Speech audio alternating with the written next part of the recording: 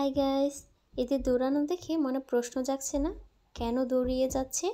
হ্যাঁ, আমরাও যখন দেখছিলাম তখন আমরাও ভাবছিলাম দৌড়াচ্ছে কেন এরা। পরে জানতে পারলাম যে এ পথ দিয়ে নাকি ইন্ডিয়া যায়, সেখান থেকে ইন্ডিয়ার কিছু পণ্য আর কি আনে তারা। তো এতটুকু রাস্তা পার হয়ে গেলেই নাকি তাদের আর প্রবলেম হয় না, সেজন্য তারা এইটুকু রাস্তায় দৌড়িয়ে আসে। সামনে হলো পাহাড়, পাহাড়ের উপর দিয়ে আর কি যায়। তো আজকে চলে এসেছি আমি পাহাড় দেখতে, আজকে এই পাহাড়ে উঠবো আমি। তো পাহাড়ের পাশেই কিছু দোকান ছিল, কিছু চকলেটের দোকান ছিল বা চটপটি, ফুচকা, ঝালমুড়ি এসব বিক্রি করতো। তো আমি আজকে পাহাড়ের ফুচকা খাচ্ছি। প্রায় সময় তো আমাদের এদিকে ফুচকা খাই, তবে আজকে পাহাড়ের ফুচকা খেয়ে টেস্ট করছি যে কীরকম টেস্ট এটার। তবে কি বলবো, পাহাড়ের ফুচকাগুলো খুব মজা ছিল, ওনারা খুব ভালো করে ফুচকা বানিয়েছিল আর টকটা তো দারুণ ছিল।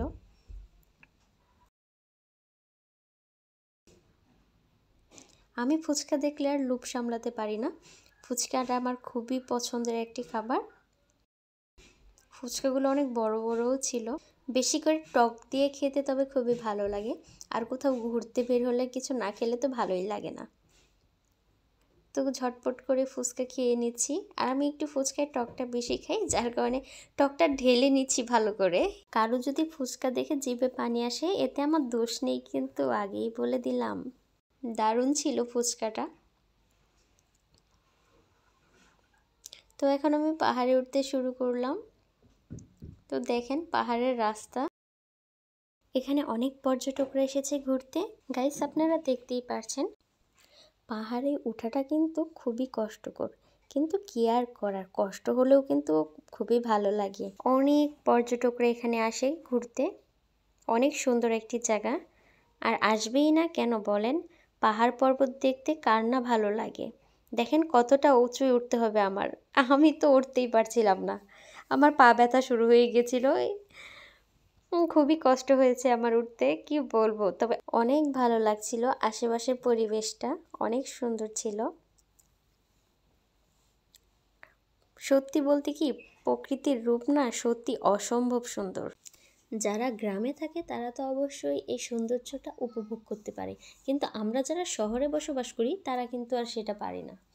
আর সবসময় ইটপাট করে থাকতেও ভালো লাগে না, যেদিকে তাকানো হয় তখন শুধু বিল্ডিং আর বিল্ডিংই দেখা হয়, এরকম সৌন্দর্যটা উপভোগ করা যায় না।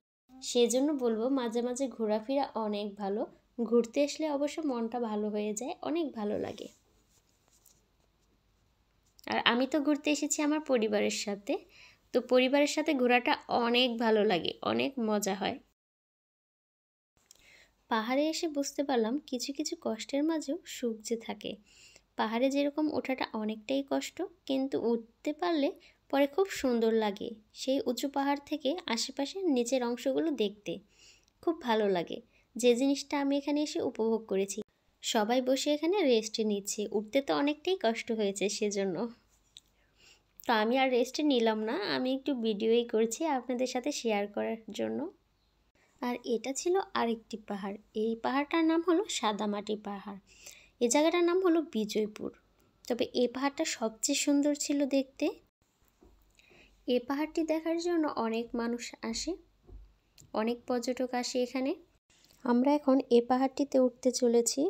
সত্যি বলতে ঘুরতে তো খুবই ভালো লাগে, তবে হাঁটতে কষ্ট লাগে। আর ঘোরাঘুরি মানে একটু হাঁটা, আর পাহাড় মানেই তো হাঁটা।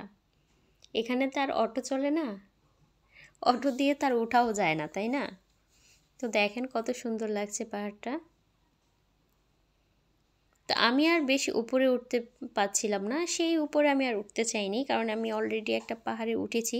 পাহাড়ে ওঠা অনেক কষ্ট, সেজন্য আর এত উপরেও আমি উঠতেছি না। তো এখানে অনেকেই এসেছে ঘুর করে জায়গাটা, এই জায়গাটা অনেক সুন্দর ছিল। বাংলার রূপ যে কতটা সুন্দর, না ঘুরলে আপনারা বুঝতেই পারবেন না। তো আজকে এখানেই বিদায় নিচ্ছি, পরিবেশটাকে উপভোগ করছি। আল্লাহ হাফেজ।